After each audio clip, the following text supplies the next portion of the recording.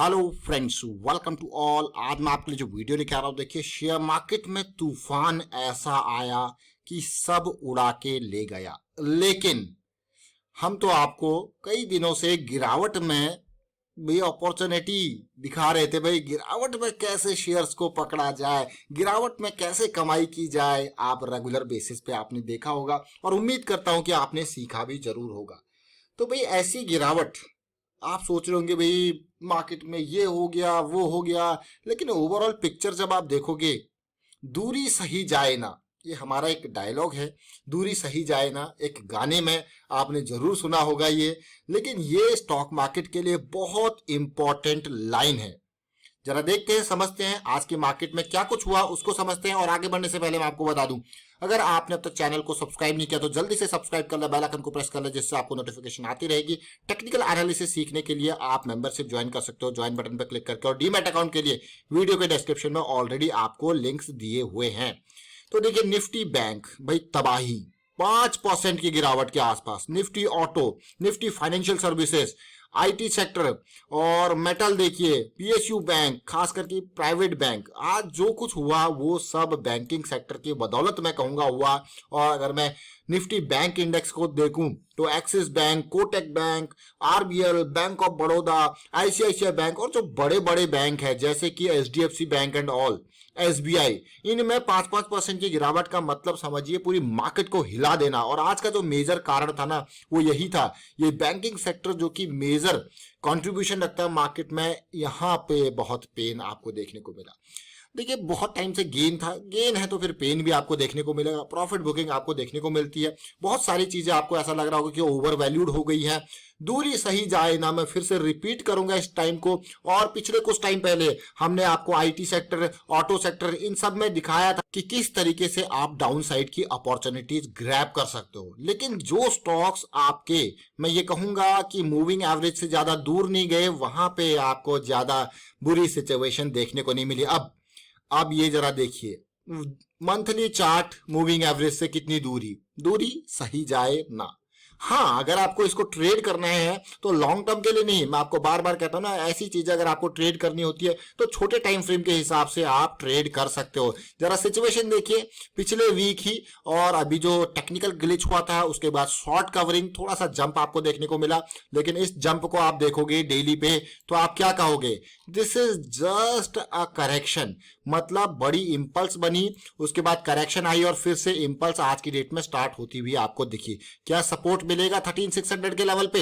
भैया आप कहोगे 13600 अभी के लेवल से 1000 पॉइंट और नीचे है, या फिर यहीं पे 50 ईएमए सपोर्ट का काम कर लेगा। जरा देखिए सिचुएशन, इंपल्स, करेक्शन और इंपल्स की स्टार्टिंग, बहुत इंपॉर्टेंट पार्ट। तो यही तो चीज है, अगर आप छोटे टाइम फ्रेम पे देखोगे तो आप समझ जाओगे कि ये सिचुएशन बहुत ही खतरनाक।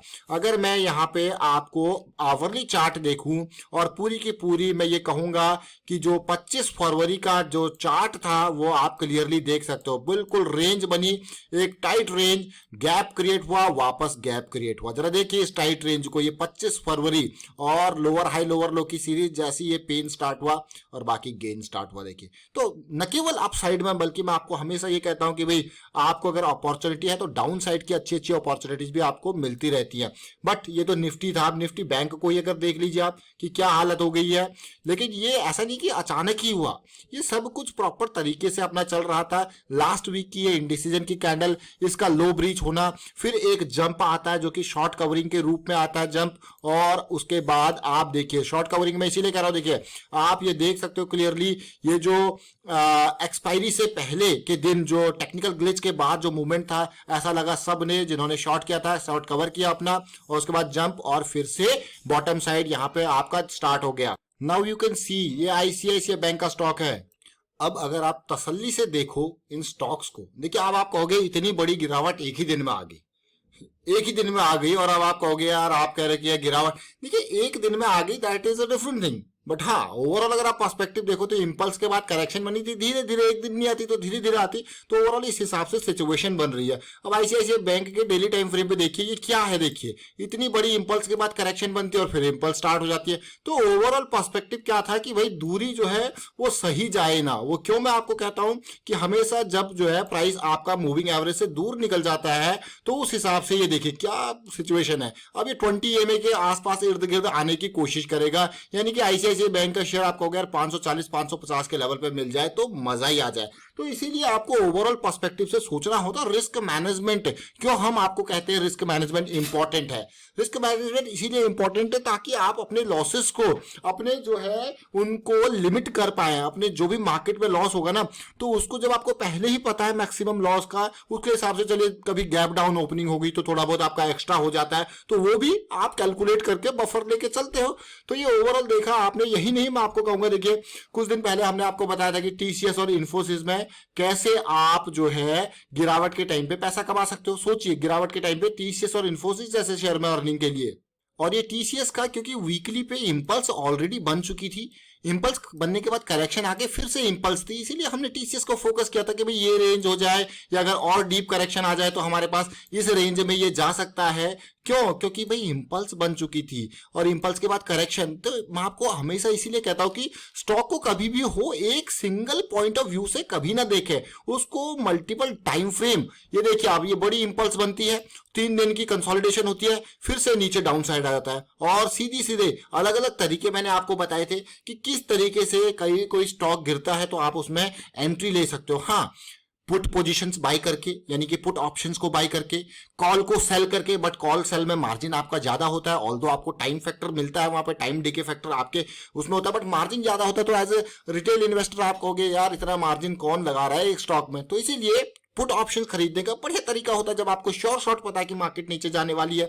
दूसरी चीज, यहाँ पे आप फ्यूचर्स को शॉर्ट कर सकते हो, तो आपके पास बहुत सारे ऑप्शन है। और न केवल मैं कहूंगा होल्ड करके, बल्कि इंट्राडे में भी बहुत सारी अपॉर्चुनिटी जो है आपके सामने बनती है। आज की डेट में आपने पूरी की पूरी मार्केट को देखा, लेकिन अगर मैं सिचुएशन दिखाऊं, कुछ ऐसे स्टॉक्स हैं जो यहाँ पे बहुत जबरदस्त गेन, हमारे चुनिंदा जो स्टॉक्स है, देखिए टीवीएस इलेक्ट्रॉनिक्स का मैं ऑलरेडी आपको वीडियो क्रिएट कर चुका हूं। आज की डेट में फिर से अपर सर्किट, और जब हमने इसको टारगेट किया था 130 की रेंज में ये मिल रहा था और क्लियर कट आपके लिए वीडियो क्रिएट किया गया था। और आज की डेट में आप देखोगे टोटल गेन जो हो चुका है 30% से ऊपर हो चुका है। साउथ इंडियन बैंक अभी हमने कुछ दिन पहले जब 8.90-9 की रेंज में था, आज की डेट में इतना जबरदस्त जंप इसमें आया। तो ये मूवमेंट जो है सब कुछ टेक्निकल एनालिसिस के बेसिस पे आप ग्रैब कर सकते हो। इवन अगर मैं दिखाऊं आपको पिछले कुछ टाइम में जो हमने आपके लिए वीडियोस क्रिएट किए हैं, उन स्टॉक्स को अगर आप तसल्ली से देखोगे, जिसमें वीआईपी इंडस्ट्रीज हमारा एक टॉप का स्टॉक है। कौन सा है? VIP industries. अगर देखिए वीआईपी इंडस्ट्रीज में ये देखिए आज 420 के लेवल के आसपास तक ये स्टॉक गया था। हाँ, प्रॉफिट बुकिंग देखिए अभी सिचुएशन। और अगर मैं यहाँ पे दिखाऊं, अगर आज की डेट में देखिए जो स्टॉक्स आप देखोगे कि उसमें किस तरीके की सिचुएशन देखिए। ये टाटा कॉफी कहां तक गया? ऑलमोस्ट 133। हम पिछले कई टाइम से इसको ट्रैक कर रहे हैं और हमारा जो मंथली का लेवल था कि मंथली की इंपल्स स्टार्ट होने वाली है, बहुत सारा अप डाउन इसने दिखाया और ऐसा लगा लोगों की भैया अब तो खत्म ही हो चुका है। लेकिन देखिए कितना बड़ा गेन दिखा है। ये टाटा कॉफी का शेयर है। यही नहीं, और भी बहुत सारे शेयर्स में आपको यहाँ पे अगर देखूं कि पॉजिटिव आपको देखने को मिले होंगे इतनी बड़ी गिरावट में। हाँ, अब बात आती है आपके गोल की। देखिए स्टॉक कोई भी गिरता है या चढ़ता है, उसमें सबसे पहले आपका गोल क्या है उसको जब आप समझते हो और उस गोल के बेसिस पे आपका रिस्क मैनेजमेंट कैलकुलेट होता है। तो मार्केट में इतनी बड़ी गिरावट आई, आपने देखा आज की डेट में कितनी बड़ा पेन यहाँ पे देखने को मिला। लेकिन जब आप प्रॉपर रिस्क मैनेजमेंट के थ्रू चलते हो, और जो मैं आपको कहता हूं ना दूरी सही जाए ना, वो इसीलिए कहता हूं कि क्योंकि जब आप देखोगे कि किसी भी स्टॉक में आप इन्वेस्ट कर रहे हो, चाहे बैंक का हो चाहे आईटी का हो, तो जब दूरी बनती है तो दूरी अगर आप देखो मूविंग एवरेजेस सबसे इंपॉर्टेंट पार्ट है। और आप देख सकते हो कि अभी के टाइम पे जो तेजी आई, ये स्टॉक, ये बैंक निफ्टी, आप देखिए ये मूविंग एवरेज इसका 20 EMA है और डिफरेंस देखिए 38,000 और मूविंग एवरेज अवेलेबल है 28,000।